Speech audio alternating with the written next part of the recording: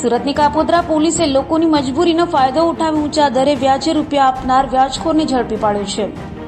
કાપોદ્રા પોલીસે લોકોની મજબૂરીનો ફાયદો ઉઠાવી ઊંચી ટકાવારીએ વ્યાજે રૂપિયા આપી બાદમાં ધમકાવીને પઠાણી ઉઘરાણી કરી રૂપિયા કઢાવી લેનાર વ્યાજખોર કમલેશ રતન ચંદેલને ઝડપી પાડ્યો હતો અને તેની વિરુદ્ધ કાયદેસરની કાર્યવાહી હાથ ધરી હતી.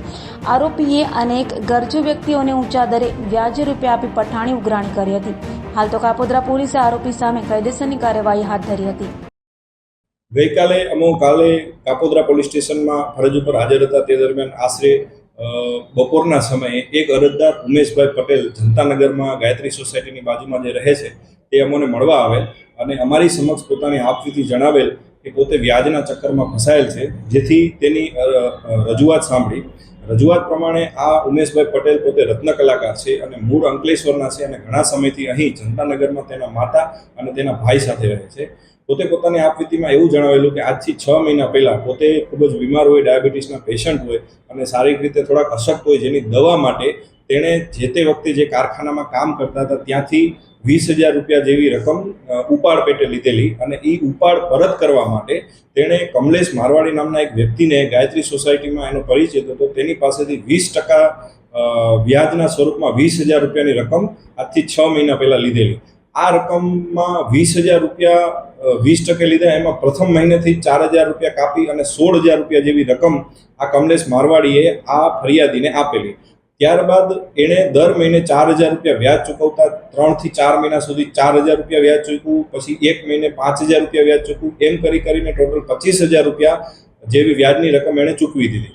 ત્યારબાદ આ રત્ન કલાકાર ઉમેશભાઈને 2 મહિનાથી કામ ન હોય, પોતે શારીરિક રીતે બીમાર રહેતા હોય, જેથી કામ કરી શકે એવી હાલતમાં ન હોય, જેથી ઘરે હોય, તેથી આ વ્યક્તિ વારંવાર આ કમલેશ મારવાડી વારંવાર તેની ઉઘરાણી કરતા હોય અને ઉઘરાણી કરવા સમયે 2 થી 3 વાર એને માર પણ મારવામાં આવેલો. અને આજથી 3 દિવસ પહેલાં આ કમલેશ મારવાડી એના ઘરે જઈ અને ઘરે જઈને એના માતા અથવા ભાઈ અને આ રત્ન કલાકાર ઉમેશભાઈને ખૂબ ધમકાવેલ, જેથી આ રત્ન કલાકાર ઉમેશભાઈ પોતે 3 દિવસ પહેલાં ઘર બહાર છોડી અને જતા રહેલા અને સતત ટેન્શનમાં પોતે એક તો શારીરિક રીતે અશક્ત, ડાયાબિટીસના પેશન્ટ અને ખૂબ જ અશક્ત રીતે જતા રહેલા અને ખૂબ ખરાબ વિચાર આવતા આત્મહત્યા સુધીના વિચારો પોતાને આવેલા, કેમ કે એક સાઈડ પોતાની શારીરિક તકલીફ અને બીજી સાઈડ આ વ્યાજનું જે ખૂબ જ ટોર્ચર થતું હતું તેના હિસાબે એને સતત સુસાઇડ કરવાના વિચારો આવી રહ્યા હતા. એ દરમિયાન આ જે પોલીસ કમિશનર શ્રી સુરત શહેરનો અભિગમ છે કે એક મોકો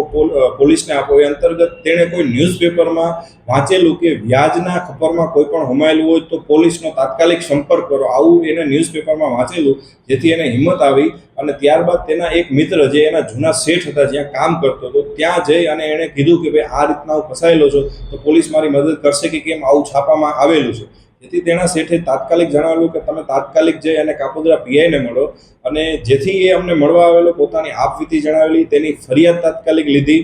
ત્યારબાદ 1-2 દિવસથી પોતે જમેલા પણ ન હોય એવું માલુમ પડતું, તેથી પોલીસ સ્ટેશને એને શાંતિથી જમાડ્યા, તેનું કાઉન્સિલિંગ કર્યું. ખૂબ જ રડતા હતા. એનું વ્યવસ્થિત સી ટીમ દ્વારા અમારા દ્વારા કાઉન્સિલિંગ કરવામાં આવેલું, તેના પરિવારના સભ્યોને બોલાવવામાં આવેલા અને આરોપીને પણ ગઈકાલે આ ગુનાના કામે ઝડપી આપવામાં આવેલ છે. અને ત્યારબાદ આ વ્યક્તિ થોડાક શારીરિક રીતે અશક્ત હોય, જેથી પોલીસના પરિચિત એક કારખાના દ્વારા બોલાવી અને આવતી જન્માષ્ટમી પછી એને એક કારખાને કામ પણ પોલીસ દ્વારા અપાવવામાં આવેલ છે.